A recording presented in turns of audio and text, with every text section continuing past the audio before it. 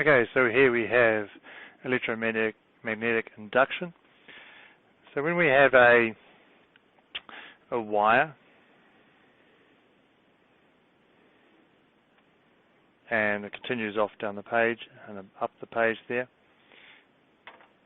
and we move this wire with a certain velocity, then if this wire was moving with this velocity through a magnetic field, and let's say in this case the magnetic field is into the page,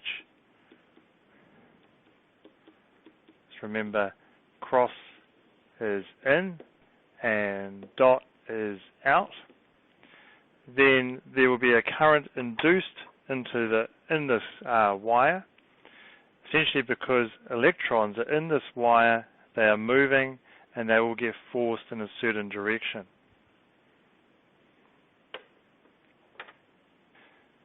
Now to find that direction, we're going to use the right hand, okay, and we're going to use essentially the left hand Fleming's rule, but with the right hand.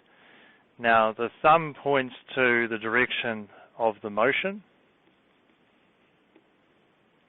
okay, the pointing finger, okay, this one here by itself, this one here, that one points to the direction of the magnetic field,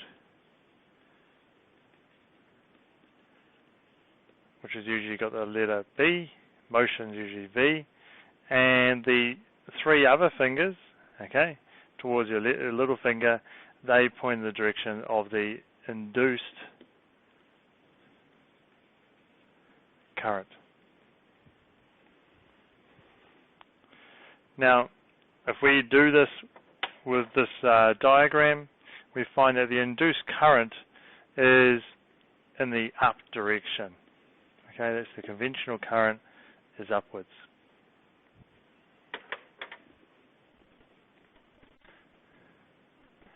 Now, if the conductor is connected to an external circuit, then a current will flow in the conductor. This is seen by having a galvanometer, a sensitive current meter, connected to the circuit. That's because you need a very high magnetic field, very large magnetic field, to induce a good, strong current. Factors affecting the magnitude of the induced EMF, the strength of the magnetic field.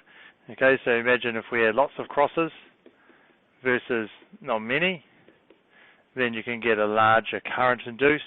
Speed of the movement of the wire across the magnetic field, and length of the conductor. Coiling the wire increases the induced EMF.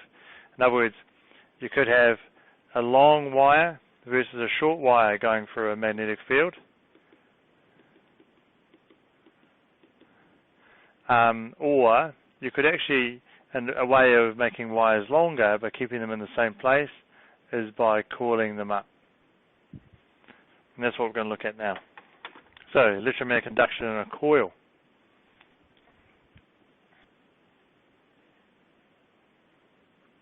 Okay, if we had a tube, okay, so this thing here is a tube, and we wrap some wire around it just to make life easy so we can actually see the coil, and we move a magnet towards it, so it says it's a north-south magnet, and we move it towards it, then this galvanometer will feel a current, okay, just because of that motion of the magnet. Well, the other option is you could actually grab a coil, attach it to that little galvanometer, and a magnet, and in this case we actually move the coil towards the magnet, and we will also then get a current induced in the coil. So a changing magnetic field can induce an EMF, and the reason we're saying changing is because if we didn't have any motion and the magnetic field produced by this magnet going through the coil will stay the same because there's no motion, so that means there will be no current. So factors affecting the magnitude of this induced EMF, the strength of the magnet, as we saw before, essentially the strength of the magnetic field, the relative speed of movement of the magnet and the coil, essentially rate of change of the magnetic field, and the number of turns of the coil.